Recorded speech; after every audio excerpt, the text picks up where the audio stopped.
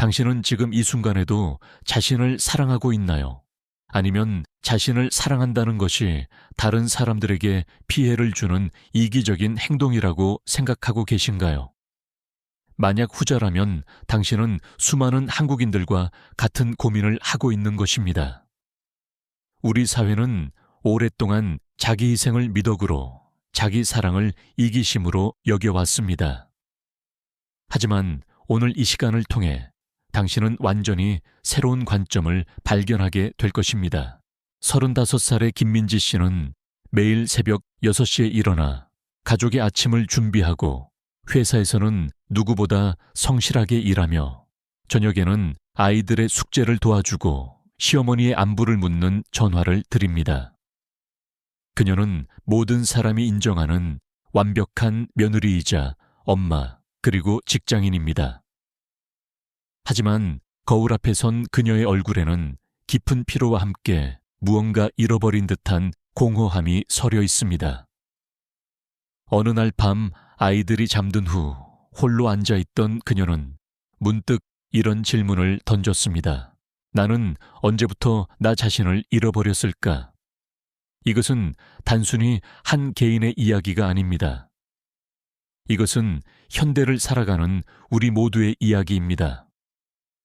특히 한국 사회에서 자란 우리들에게는 더욱 익숙한 풍경일 것입니다. 우리는 어릴 때부터 남을 배려하고 양보하고 희생하는 것이 아름다운 일이라고 배워왔습니다. 그리고 자신만을 생각하는 것은 부끄러운 일이라고 여겨왔죠. 하지만 여기서 우리가 놓치고 있는 중요한 진실이 있습니다. 진정한 자기 사랑과 이기심은 전혀 다른 개념이라는 것입니다. 오히려 자신을 제대로 사랑할 줄 아는 사람만이 다른 사람을 진정으로 사랑할 수 있다는 것입니다. 이것은 단순한 위로의 말이 아닙니다. 이것은 인간 정신의 깊은 구조를 탐구한 위대한 정신분석학자 칼 융의 통찰에서 나온 과학적이고 철학적인 진리입니다. 칼 융은 인간의 정신 구조를 깊이 탐구하면서 우리가 진정한 자아를 발견하고 그 자아와 조화롭게 살아가는 것이 얼마나 중요한지를 강조했습니다. 그는 이것을 개성화 과정이라고 불렀는데 이는 우리가 외부의 기대나 사회적 역할에만 매몰되지 않고 진정한 자신의 목소리를 찾아가는 여정을 의미합니다. 그리고 이 여정에서 자기 사랑은 필수적인 요소입니다. 생각해보세요. 당신이 마지막으로 자신에게 잘했어 라고 말해준 것이 언제인가요? 당신이 마지막으로 자신의 작은 성취를 축하해준 것이 언제인가요? 당신이 마지막으로 자신의 감정을 있는 그대로 인정하고 받아들인 것이 언제인가요? 만약 이런 질문들에 답하기 어렵다면 당신은 자신을 사랑하는 방법을 잊어버린 것일지도 모릅니다. 자기 사랑의 부재는 단순히 개인적인 불행에 그치지 않습니다. 그것은 우리의 관계, 우리의 일, 우리의 모든 삶의 영역에 깊은 영향을 미칩니다. 자신을 사랑하지 않는 사람은 다른 사람의 사랑을 의심하게 됩니다. 자신을 인정하지 않는 사람은 다른 사람의 인정에 과도하게 의존하게 됩니다. 자신의 가치를 모르는 사람은 다른 사람에게서 그 가치를 찾으려 하다가 끝없는 공허함에 빠지게 됩니다. 하지만 반대로 자신을 진정으로 사랑하는 사람은 어떨까요? 그들은 다른 사람의 사랑을 자연스럽게 받아들일 수 있습니다. 왜냐하면 그들은 이미 사랑받을 가치가 있는 존재라는 것을 알기 때문입니다. 그들은 다른 사람을 진정으로 도울 수 있습니다. 왜냐하면 그들의 도움은 자신의 결핍을 채우려는 시도가 아니라 풍요로운 마음에서 나오는 선물이기 때문입니다. 오늘 우리는 함께 이 놀라운 여정을 떠날 것입니다. 자기 사랑이란 무엇이며 왜 그것이 이기심과 다른지, 그리고 어떻게 우리가 진정한 자기 사랑을 실천할 수 있는지를 탐구해 볼 것입니다. 이 여정 끝에서 당신은 자신을 바라보는 완전히 새로운 시각을 갖게 될 것이며 더 건강하고 행복한 관계를 만들어가는 방법을 발견하게 될 것입니다. 자, 그렇다면 먼저 우리가 흔히 착각하고 있는 자기 사랑과 이기심의 차이부터 명확히 해보겠습니다. 많은 사람들이 자기 사랑을 이기심과 동일시하는 이유는 무엇일까요? 이것은 우리가 살아온 문화적 배경과 깊은 관련이 있습니다. 한국 사회는 전통적으로 집단주의 문화를 바탕으로 형성되어 왔습니다. 개인보다는 가족보다는 공동체의 이익을 우선시하는 것이 미덕으로 여겨져 왔죠. 이러한 가치관 자체가 잘못된 것은 아닙니다. 실제로 이런 문화적 전통 덕분에 우리는 어려운 시기를 함께 극복해왔고 놀라운 경제 발전을 이룩할 수 있었습니다. 하지만 문제는 이러한 집단주의적 가치관이 극단화될 때 발생합니다. 개인의 욕구나 감정 꿈을 표현하는 것 자체가 이기적인 것으로 여겨지고 자신을 돌보는 것보다 남을 배려하는 것만이 선량한 일로 간주되는 상황이 벌어지는 것입니다. 이런 환경에서 자란 우리는 자연스럽게 자기 사랑을 부정적인 것으로 인식하게 됩니다. 또한 우리는 종종 미디어나 주변에서 자기 사랑을 잘못 실천하는 사례들을 목격합니다. 자기 사랑이라는 이름으로 자신의 욕망만을 추구하거나 다른 사람의 감정은 전혀 고려하지 않는 사람들을 보면서 자기 사랑이란 저런 이기적인 행동을 말하는구나 라고 잘못 학습하게 되는 것입니다. 하지만 진정한 자기 사랑은 이기심과는 전혀 다른 개념입니다. 이기심은 타인을 희생시켜서라도 자신의 이익을 추구하는 것입니다. 반면 자기 사랑은 자신을 소중히 여기되 다른 사람도 마찬가지로 소중한 존재임을 인정하는 것입니다. 이기심은 배타적이지만 자기 사랑은 포용적입니다. 이기심은 다른 사람과의 관계를 해치지만 자기 사랑은 더 건강한 관계를 만들어갑니다. 칼 융의 관점에서 보면 이기심은 오히려 자기 사랑의 부족에서 나오는 것입니다. 자신을 충분히 사랑하지 못하는 사람이 그 결핍을 채우기 위해 다른 사람을 이용하거나 조종하려 하는 것이죠. 진정으로 자신을 사랑하는 사람은 이미 내면이 풍요롭기 때문에 다른 사람에게서 무언가를 빼앗으려 하지 않습니다. 윤근 인간의 정신구조를 설명할 때 페르소나라는 개념을 사용했습니다. 페르소나는 우리가 사회에서 보여주는 가면, 즉 사회적 역할과 기대에 맞춰 만들어진 자아를 의미합니다. 우리는 모두 어느 정도의 페르소나를 가지고 살아갑니다. 직장에서는 전문가로서의 페르소나를, 가정에서는 부모나 배우자로서의 페르소나를 보여주죠.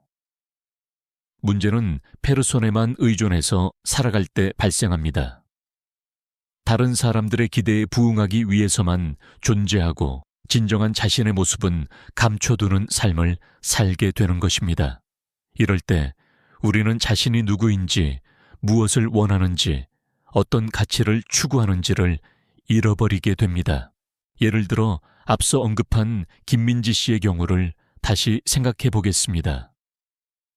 그녀는 완벽한 며느리, 엄마 직장인으로서의 페르소나는 완벽하게 만들어냈지만 정작 김민지라는 한 개인으로서의 자신은 어디에 있는지 모르는 상태가 되어버린 것입니다. 그녀가 느끼는 공허함은 바로 이런 상태에서 오는 것입니다. 융은 이런 상황에서 벗어나기 위해서는 개성화 과정이 필요하다고 말했습니다. 개성화란 사회적 역할과 기대를 완전히 버리는 것이 아니라 그런 역할들을 수행하면서도 진정한 자신의 모습을 잃지 않는 것을 의미합니다. 이를 위해서는 무엇보다 자신에 대한 깊은 이해와 사랑이 필요합니다. 자기 사랑은 이 개성화 과정의 핵심입니다. 자신의 모든 면을 인정하고 받아들이는 것, 자신의 그림자까지도 통합하는 것이 진정한 자기 사랑입니다. 윤기 말한 그림자란 우리가 받아들이기 어려워하는 자신의 어두운 면을 의미합니다. 질투심, 분노, 두려움 같은 감정들, 그리고 우리가 부끄럽게 여기는 욕구들이 모두 그림자에 해당합니다. 많은 사람들이 자기 사랑을 실천하려 할 때 자신의 긍정적인 면만을 사랑하려 합니다. 하지만 진정한 자기 사랑은 자신의 어두운 면까지도 이해하고 받아들이는 것입니다. 이것이 이기심과 자기 사랑을 구분하는 중요한 지점입니다. 이기심은 자신의 어두운 면을 숨기거나 정당화하려 하지만 진정한 자기 사랑은 그런 면까지도 성장의 기회로 받아들입니다. 한국의 전통 문화에서 이런 통합적 자기 사랑의 모습을 찾아볼 수 있습니다. 예를 들어 한국의 전통 미술에서는 완벽하지 않은 것에서 오는 아름다움을 중시했습니다. 도자기의 작은 흠집이나 비대칭적인 형태에서 오히려 깊은 미감을 발견하는 것이죠. 이는 불완전함까지도 포용하는 사랑의 모습을 보여줍니다. 하지만 현대 사회로 오면서 우리는 점점 완벽주의에 빠져들었습니다. SNS에서 보이는 완벽한 삶의 모습들, 끝없이 경쟁해야 하는 사회 구조 속에서 우리는 자신의 불완전한 면을 숨기려 하고 완벽해 보이는 페르소나만을 보여주려 합니다. 이런 환경에서는 진정한 자기 사랑이 더욱 어려워집니다. 그렇다면 우리는 어떻게 이런 완벽주의의 함정에서 벗어나 진정한 자기 사랑을 실천할 수 있을까요? 먼저 자기 사랑이 무엇인지를 구체적으로 이해해야 합니다. 진정한 자기 사랑의 첫 번째 요소는 자기 인정입니다. 이는 자신의 성취나 능력을 과대평가하는 것이 아니라 있는 그대로의 자신을 받아들이는 것을 의미합니다. 자신의 강점과 약점을 모두 인정하고 현재의 위치에서 최선을 다하고 있는 자신을 격려하는 것입니다. 많은 한국인들이 이 자기 인정에서 어려움을 겪습니다. 우리는 어릴 때부터 겸손하라는 교육을 받아왔고 자신을 드러내는 것을 부끄럽게 여기도록 배워왔기 때문입니다. 하지만 진정한 겸손은 자신을 낮추는 것이 아니라 자신을 정확히 아는 것에서 시작됩니다. 예를 들어 당신이 어떤 프로젝트를 성공적으로 완료했다고 가정해 봅시다. 자기 인정이 부족한 사람은 별것 아니야, 운이 좋았을 뿐이야 라고 말할 것입니다. 반면 건강한 자기 사랑을 실천하는 사람은 내가 열심히 노력한 결과야. 물론 다른 사람들의 도움도 있었지만 내 역시 잘했어 라고 인정할 것입니다. 이런 자기 인정은 교만함과는 전혀 다릅니다. 교만한 사람은 자신의 성취를 과대평가하고 다른 사람의 기여는 무시합니다. 하지만 건강한 자기 인정은 자신의 노력을 정당하게 평가하면서도 다른 사람의 도움을 감사히 여깁니다. 자기 사랑의 두 번째 요소는 자기 돌봄입니다. 이는 자신의 신체적, 정서적, 정신적 필요를 챙기는 것을 의미합니다. 충분한 휴식을 취하고 건강한 음식을 먹고 운동을 하고 자신이 즐거워하는 활동을 하는 것 모두가 자기 돌봄에 해당합니다. 한국 사회에서는 특히 여성들이 자기 돌봄에 대해 죄책감을 느끼는 경우가 많습니다. 자신을 위해 시간을 보내는 것이 가족이나 다른 사람들을 소홀히 하는 것처럼 느껴지기 때문입니다. 하지만 항공기 안전 안내에서 말하듯이 먼저 자신의 산소 마스크를 착용해야 다른 사람을 도울 수 있습니다. 자기 돌봄이 부족한 상태에서는 진정한 돌봄을 다른 사람에게 제공할 수 없습니다. 피로하고 스트레스 받은 상태에서 가족을 돌보는 것과 충분히 쉬고 에너지가 충만한 상태에서 가족을 돌보는 것은 질적으로 완전히 다릅니다. 후자가 가족들에게도 훨씬 더 도움이 됩니다. 자기 사랑의 세 번째 요소는 자기 용서입니다. 우리는 모두 실수를 하고 때로는 잘못된 선택을 합니다. 이때 자신을 끝없이 자책하고 비난하는 것은 자기 사랑과 거리가 멉니다. 진정한 자기 사랑은 실수를 인정하고 그로부터 배우고 다시 일어설 수 있는 힘을 자신에게 주는 것입니다. 윤근 인간이 완전할 수 없다는 것을 깊이 이해했습니다. 그는 우리의 실수와 약점까지도 전체적인 자아의 일부로 받아들여야 한다고 말했습니다. 이것이 그가 말한 전체성의 개념입니다. 우리는 완벽한 존재가 아니라 완전한 존재입니다. 완전함이란 완벽함이 아니라 모든 면을 포함한 전체성을 의미합니다. 자기 용서는 결코 자신의 잘못을 정당화하거나 책임을 회피하는 것이 아닙니다. 오히려 정확히 반대입니다. 자신의 잘못을 명확히 인정하고 그로 인해 상처받은 사람들에게 진심으로 사과하고 같은 실수를 반복하지 않기 위해 노력하는 것이 진정한 자기 용서입니다. 예를 들어 당신이 화가 나서 가족에게 상처 주는 말을 했다고 가정해 봅시다. 자기 용서가 없는 사람은 나는 정말 나쁜 사람이야 이런 말을 하다니 라고 자책만 하거나 반대로 내가 화날 만했어 저들이 잘못이야 라고 책임을 전가할 것입니다. 하지만 건강한 자기 용서를 실천하는 사람은 내가 화가 났을 때 부적절한 말을 했구나. 가족들에게 상처를 줘서 미안해. 앞으로는 화가 나도 더 적절한 방식으로 표현하도록 노력해야겠어. 라고 생각할 것입니다. 자기 사랑의 네 번째 요소는 자기 성장입니다. 진정한 자기 사랑은 현재의 자신을 있는 그대로 받아들이면서도 더 나은 사람이 되려는 노력을 포기하지 않는 것입니다. 이는 자기 만족과는 다릅니다. 자기 만족은 현상 유지를 추구하지만 자기 사랑은 지속적인 성장을 추구합니다. 하지만 여기서 중요한 것은 성장의 동기입니다. 다른 사람에게 인정받기 위해서나 사회적 성공을 위해서만 성장하려 한다면 그것은 진정한 자기 사랑에서 나온 성장이 아닙니다. 진정한 자기 사랑에서 나오는 성장은 자신의 잠재력을 실현하고 자신답게 살아가기 위한 것입니다. 윤기 말한 개성화 과정이 바로 이런 성장을 의미합니다. 개성화란 남들과 다른 독특한 개인이 되는 것이 아니라 자신 안에 있는 모든 가능성을 조화롭게 발전시켜 나가는 과정입니다. 이는 평생에 걸친 여정이며 완료되는 것이 아니라 계속해서 진행되는 과정입니다. 이런 자기 성장은 혼자만의 노력으로는 불가능합니다. 우리는 타인과의 관계 속에서 자신을 발견하고 성장해 나갑니다.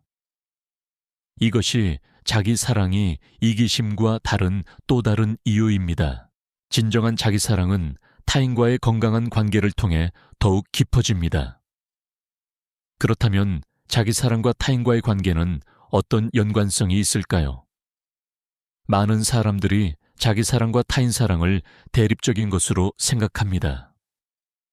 자신을 사랑하면 남을 사랑할 여유가 없어질 것이고 남을 사랑하려면 자신을 희생해야 한다고 생각하는 것이죠. 하지만 실제로는 정반대입니다. 자기 사랑과 타인 사랑은 서로를 강화시키는 관계에 있습니다. 자신을 사랑할 줄 아는 사람만이 다른 사람을 진정으로 사랑할 수 있고 다른 사람을 건강하게 사랑하는 경험을 통해 자기 사랑도 더욱 깊어집니다. 이를 이해하기 위해서는 사랑의 본질에 대해 생각해 볼 필요가 있습니다. 사랑이란 무엇일까요? 사랑은 결핍을 채우려는 시도일까요? 아니면 풍요로운 마음에서 나오는 선물일까요? 많은 사람들이 사랑을 전자로 이해합니다. 자신에게 부족한 무언가를 상대방에게서 얻으려는 시도로 말이죠. 이런 사랑은 조건적이고 거래적입니다. 내가 당신을 사랑해 주니까 당신도 나를 사랑해 줘야 해 라는 식으로 작동합니다. 이런 사랑에서는 상대방이 내 기대에 부응하지 않으면 실망하고 화를 내게 됩니다. 하지만 진정한 사랑은 후자입니다. 이미 충분히 풍요로운 마음에서 자연스럽게 흘러나오는 선물인 것입니다. 이런 사랑은 무조건적이고 관대합니다. 상대방의 반응에 따라 사랑의 크기가 변하지 않습니다. 자기 사랑이 부족한 사람은 첫 번째, 유형의 사랑밖에 할 수 없습니다. 자신이 비어있기 때문에 다른 사람에게서 무언가를 채우려 합니다. 이런 사랑은 상대방에게 큰 부담을 주고 결국 관계를 해치게 됩니다. 반면 자기 사랑이 충분한 사람은 두 번째 유형의 사랑을 할 수 있습니다. 이미 자신이 충분히 사랑받을 만한 가치 있는 존재라는 것을 알기 때문에 다른 사람에게서 그것을 증명받으려 하지 않습니다. 그래서 상대방을 있는 그대로 사랑할 수 있고 상대방도 더 편안하게 자신을 보여줄 수 있습니다. 이는 부모와 자녀의 관계에서도 명확히 드러납니다. 자기 사랑이 부족한 부모는 자녀를 통해 자신의 결핍을 채우려 합니다. 자녀의 성공을 통해 자신의 가치를 증명하려 하고 자녀가 자신의 기대에 부응하지 않으면 실망하고 화를 냅니다. 이런 부모 밑에서 자란 자녀는 진정한 자신의 모습을 보여주기 어렵고 항상 부모의 기대에 맞춰 살아야 한다는 부담을 느낍니다. 반면 자기 사랑이 충분한 부모는 자녀를 독립된 개체로 존중합니다. 자녀의 성공과 실패를 자신의 가치와 동일시하지 않고 자녀가 자신만의 길을 찾아갈 수 있도록 지지합니다. 이런 부모 밑에서 자란 자녀는 자신감을 가지고 자신만의 인생을 살아갈 수 있습니다. 결혼 관계에서도 마찬가지입니다.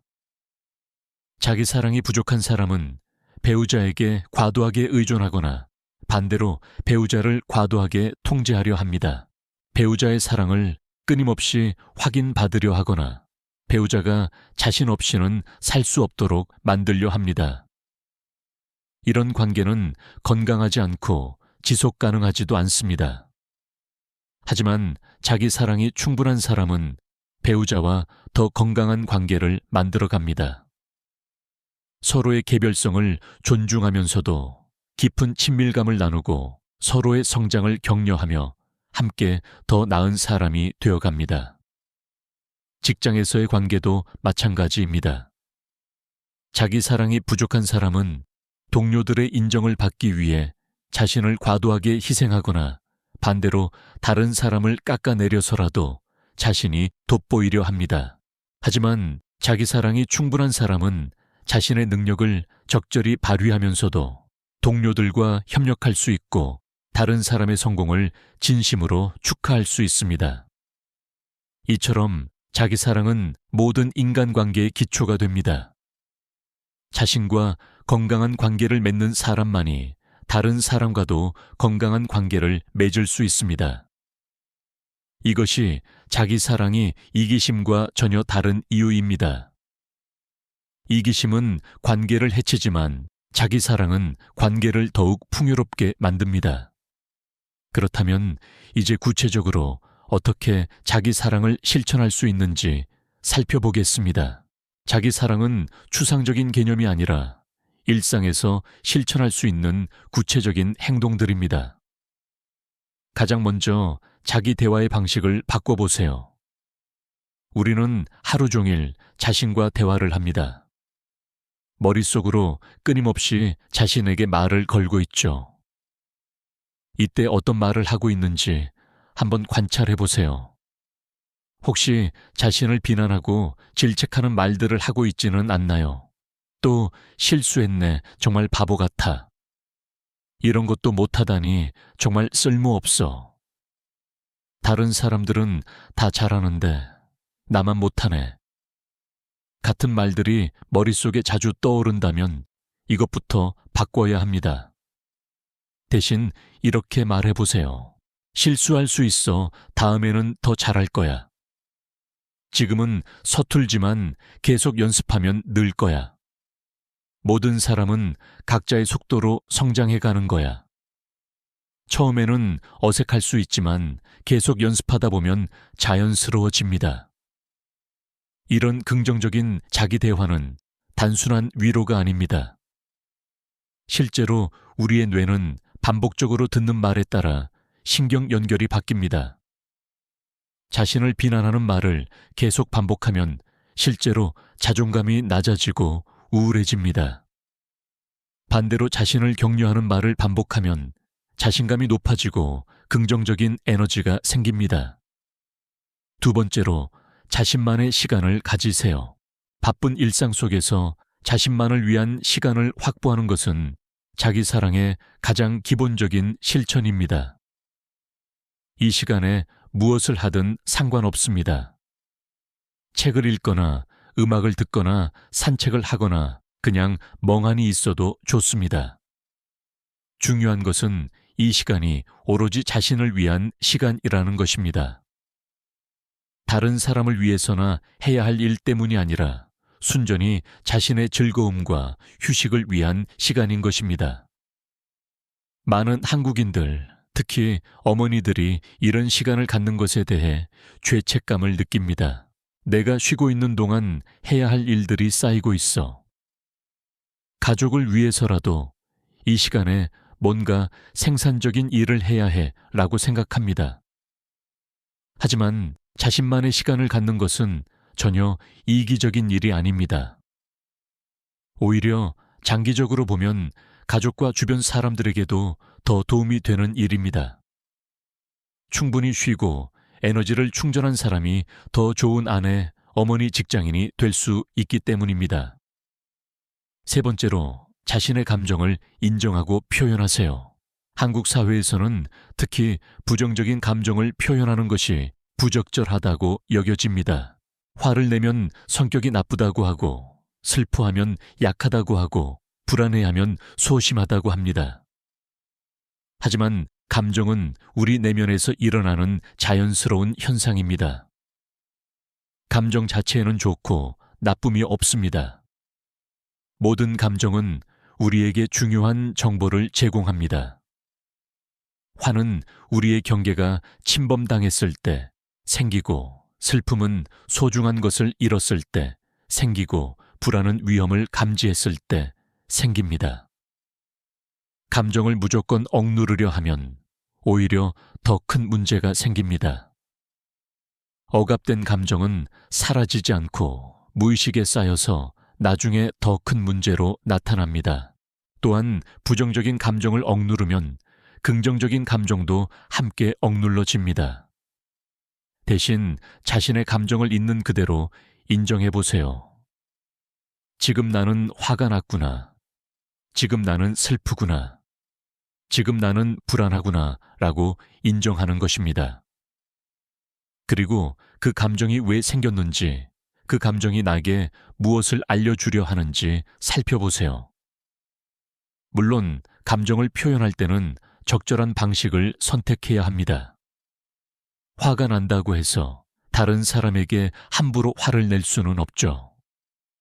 하지만 나는 지금 이런 이유로 화가 나 라고 침착하게 표현하는 것은 건강한 소통입니다. 네 번째로 자신의 성취를 인정하고 축하하세요. 한국인들은 겸손하라는 교육을 받아서인지 자신의 성취를 인정하는 것에 인색합니다. 큰 성공을 이뤘어도 별거 아니야. 운이 좋았어 라고 말하고 넘어갑니다. 하지만 자신의 노력과 성취를 정당하게 인정하는 것은 자기 사랑의 중요한 부분입니다. 작은 성취라도 스스로를 격려하고 축하해 주세요. 오늘 계획한 일을 모두 마쳤네. 잘했어. 어려운 과제를 완성했구나. 정말 수고했어. 라고 자신에게 말해 주세요. 이런 자기 격려는 동기부여에도 큰 도움이 됩니다. 성취를 인정받는 경험이 쌓이면 다음 도전에 대한 의욕도 높아집니다. 다섯 번째로 자신의 한계를 인정하고 도움을 요청하세요. 자기 사랑이 부족한 사람들은 종종 완벽해야 한다는 강박에 시달립니다. 모든 것을 혼자 해결해야 하고 약함을 보여서는 안 된다고 생각합니다. 하지만 인간은 본질적으로 유한한 존재입니다. 모든 것을 다 잘할 수도 없고 모든 문제를 혼자 해결할 수도 없습니다. 이것은 부끄러운 일이 아니라 자연스러운 일입니다. 자신의 한계를 인정하고 필요할 때 도움을 요청하는 것은 성숙함의 표시입니다. 그리고 이런 행동은 오히려 주변 사람들과의 관계를 더욱 깊게 만듭니다. 다른 사람들도 누군가에게 도움을 줄 수 있는 기회를 얻게 되고 서로 의지하는 건강한 관계가 형성됩니다. 6번째로 자신만의 가치관을 명확히 하세요. 자기 사랑을 실천하려면 자신이 무엇을 중요하게 여기는지, 어떤 삶을 살고 싶은지를 명확히 해야 합니다. 다른 사람의 기대나 사회적 성공만을 추구하면서는 진정한 자기 사랑이 불가능합니다. 시간을 내서 자신에게 이런 질문들을 던져보세요. 나는 어떤 사람이 되고 싶은가? 내게 정말 중요한 것은 무엇인가? 나는 어떤 방식으로 살아가고 싶은가? 이런 질문들에 대한 답을 찾아가는 과정에서 자신만의 가치관이 명확해집니다. 그리고 이런 가치관에 따라 살아가려고 노력하세요. 물론 때로는 타협이 필요할 수도 있습니다. 하지만 적어도 자신의 핵심 가치는 포기하지 않으려고 노력해야 합니다. 7번째로 자신의 몸을 소중히 여기세요. 우리의 몸은 우리가 이 세상에서 살아가는 유일한 도구입니다. 하지만 많은 사람들이 자신의 몸을 혹사시키거나 무시합니다. 충분한 수면을 취하고 균형 잡힌 식사를 하고 적절한 운동을 하세요. 몸이 아프거나 피곤할 때는 무시하지 말고 적절한 휴식을 취하세요. 이런 것들은 기본적인 자기 돌봄입니다. 또한 자신의 외모에 대해서도 너무 혹독하지 마세요. 완벽한 외모는 존재하지 않습니다. 자신의 모습을 있는 그대로 받아들이고 건강한 방식으로 가꾸려고 노력하세요. 8번째로 자신만의 취미와 관심사를 가지세요. 일과 가족 돌봄에만 매몰되지 말고 순전히 자신의 즐거움을 위한 활동을 찾아보세요. 그것이 무엇이든 상관없습니다. 그림 그리기, 음악 듣기, 요리하기, 독서하기, 등산하기, 뜨개질하기 등 무엇이든 좋습니다. 이런 취미 활동은 단순한 시간 때우기가 아닙니다. 자신만의 세계를 만들어가는 중요한 활동입니다. 이런 활동을 통해 자신의 새로운 면을 발견하기도 하고 성취감을 느끼기도 하고 새로운 사람들과 만나기도 합니다. 9번째로 과거의 상처를 치유하세요. 우리 모두는 살아오면서 크고 작은 상처를 받습니다. 어린 시절의 상처, 실패의 경험 관계에서의 배신 등이 마음에 남아있으면 자기 사랑이 어려워집니다.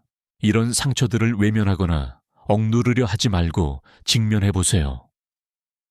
그리고 그 상처가 현재의 자신에게 어떤 영향을 미치고 있는지 살펴보세요. 필요하다면 전문가의 도움을 받는 것도 좋습니다. 상처를 치유하는 과정은 쉽지 않지만 이 과정을 통해 더 온전한 자기 사랑이 가능해집니다. 자신의 어두운 면까지도 이해하고 받아들일 수 있게 되기 때문입니다. 10번째로 감사의 마음을 기르세요. 자신에게 일어난 좋은 일들, 자신이 가진 것들, 자신을 사랑하는 사람들에 대해 감사의 마음을 가지세요. 감사는 자기 사랑의 자양분입니다. 매일 밤 잠들기 전에 그날 있었던 좋은 일 3가지를 떠올려 보세요. 아무리 작은 일이라도 상관없습니다. 오늘 날씨가 좋았다. 맛있는 커피를 마셨다. 친구에게서 안부 전화가 왔다. 같은 것들도 모두 감사할 일들입니다. 이런 실천들을 통해 점진적으로 자기 사랑을 기를 수 있습니다. 하지만 여기서 중요한 것은 완벽하게 하려고 하지 말라는 것입니다. 자기 사랑을 실천하는 데 있어서도 완벽주의는 오히려 방해가 됩니다. 가끔 자신에게 엄격하게 굴기도 하고 부정적인 감정에 휩싸이기도 하고 다른 사람의 시선을 의식하기도 할 것입니다. 이런 것들은 모두 자연스러운 일입니다. 완벽한 자기 사랑을 하는 사람은 없습니다.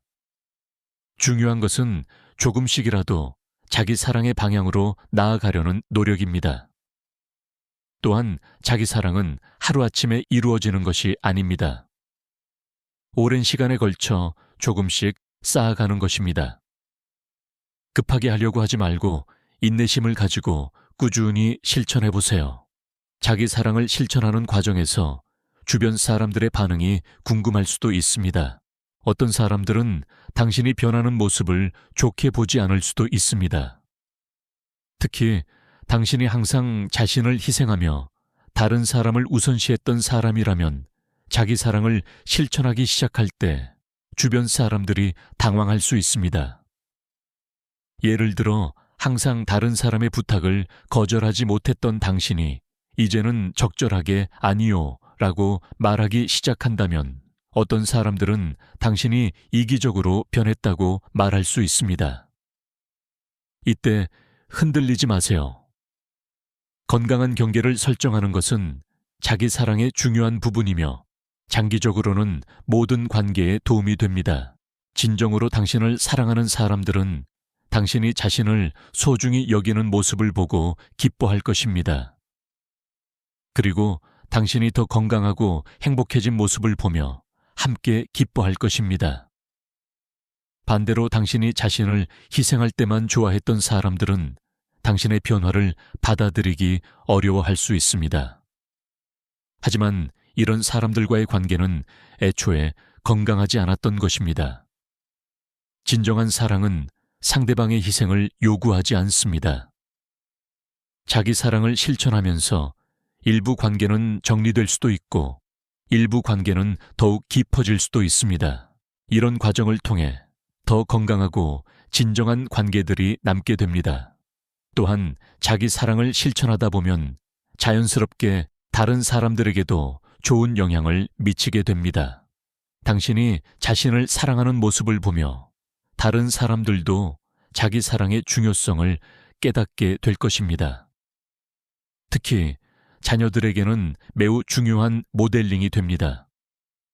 자기 사랑을 실천하는 부모 밑에서 자란 아이들은 자연스럽게 자신도 사랑받을 가치가 있는 존재라는 것을 배웁니다. 그리고 자신을 소중히 여기는 방법을 몸으로 익히게 됩니다. 이는 아이들이 평생 동안 가져갈 소중한 자산이 됩니다. 직장에서도 마찬가지입니다. 자기 사랑을 실천하는 사람은 더 자신감 있고 창의적으로 일합니다. 다른 사람의 인정에 목매지 않기 때문에 더 대담하게 새로운 시도를 할 수 있고 실패를 두려워하지 않습니다. 이런 모습이 동료들에게도 긍정적인 영향을 미칩니다. 여기서 중요한 점은 자기 사랑이 나르시시즘과는 다르다는 것입니다. 나르시시즘은 자신을 과대평가하고 다른 사람을 무시하는 것입니다. 반면 건강한 자기 사랑은 자신을 적절히 평가하면서도 다른 사람을 존중하는 것입니다. 나르시시즘적인 사람은 끊임없이 다른 사람의 찬사와 인정을 갈구합니다. 자신의 우월성을 증명하기 위해 다른 사람을 깎아내리기도 합니다. 이는 실제로는 깊은 열등감과 자기 사랑의 부족에서 나오는 것입니다. 반면 건강한 자기 사랑을 실천하는 사람은 다른 사람의 찬사에 의존하지 않습니다. 자신의 가치를 스스로 인정하기 때문에 다른 사람과 비교하거나 경쟁할 필요를 느끼지 않습니다. 오히려 다른 사람의 성공을 진심으로 축하할 수 있습니다. 융의 관점에서 보면 나르시시즘은 페르손에 과도하게 동일시된 상태입니다. 사회적으로 성공한 모습, 완벽해 보이는 모습에만 집착하고 자신의 그림자나 약점은 부정하려 합니다. 이는 진정한 자기 사랑과는 거리가 멉니다. 진정한 자기 사랑은 융기 말한 전체성을 추구합니다. 자신의 빛과 그림자, 강점과 약점을 모두 포용하는 것입니다. 이런 통합적 자기 사랑이야말로 건강한 인격 발달의 기초가 됩니다. 그렇다면 한국 사회에서 자기 사랑을 실천한다는 것은 어떤 특별한 의미를 가질까요? 앞서 언급했듯이 한국 사회는 전통적으로 집단주의 문화를 바탕으로 하고 있습니다. 이는 분명히 많은 장점을 가지고 있는 문화입니다. 서로 돕고 배려하며 공동체의 이익을 위해 협력하는 아름다운 전통이죠. 하지만 이런 집단주의 문화가 극단화되면 개인의 정체성이나 욕구가 무시되는 문제가 생깁니다. 네가 좋아하는 것이 무엇이냐 보다는 남들이 뭐라고 할까가 더 중요한 기준이 됩니다. 나는 어떤 사람이 되고 싶은가 보다는 사회에서 인정받는 사람은 어떤 사람인가가 더 중요해집니다. 이런 환경에서 자란 많은 한국인들이 자신이 진정 누구인지 무엇을 원하는지 모르는 채로 살아갑니다. 부모가 원하는 대학에 가고 사회가 인정하는 직업을 가지고 관례적인 방식으로 결혼하고 가정을 꾸립니다. 그리고 어느 순간 이게 정말 내가 원했던 삶인가? 라는 의문에 직면하게 됩니다. 이때 필요한 것이 바로 자기 사랑입니다. 자기 사랑은 외부의 기대나 사회적 압력에 휘둘리지 않고 자신만의 가치관과 정체성을 확립하는 데 도움을 줍니다. 물론 이것이 사회적 책임을 포기하라는 의미는 아닙니다. 오히려 자신을 제대로 알고 사랑하는 사람이 사회에도 더 의미 있는 기여를 할 수 있습니다. 예를 들어 자신의 재능과 관심사를 제대로 파악한 사람은 자신에게 맞는 일을 찾아서 그 분야에서 탁월한 성과를 낼 수 있습니다. 자신의 가치관이 명확한 사람은 의미 있는 일에 참여해서 사회에 긍정적인 영향을 미칠 수 있습니다. 한국 사회에서 자기 사랑을 실천하는 것은 개인적인 차원을 넘어서 사회적인 의미도 가집니다. 더 많은 사람들이 자기 사랑을 실천하게 되면 우리 사회 전체가 더 건강해질 수 있습니다. 자기 사랑을 실천하는 사람들이 많아지면 타인을 존중하는 문화가 자연스럽게 형성됩니다. 자신을 사랑할 줄 아는 사람은 다른 사람의 개별성과 다양성도 인정하기 때문입니다. 이는 차별과 배제를 줄이고 더 포용적인 사회를 만드는 데 기여합니다.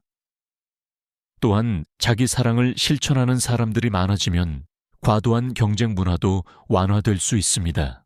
자신의 가치를 스스로 인정하는 사람들은 다른 사람과의 비교에 매몰되지 않습니다. 대신 서로의 성장을 격려하고 협력하는 문화가 형성될 수 있습니다. 정신건강 측면에서도 자기 사랑은 매우 중요합니다. 한국은 OECD 국가 중 자살률이 매우 높은 편입니다. 이는 여러 복합적인 원인이 있겠지만 그중 하나는 자기 사랑의 부족과 관련이 있을 수 있습니다. 자신을 사랑,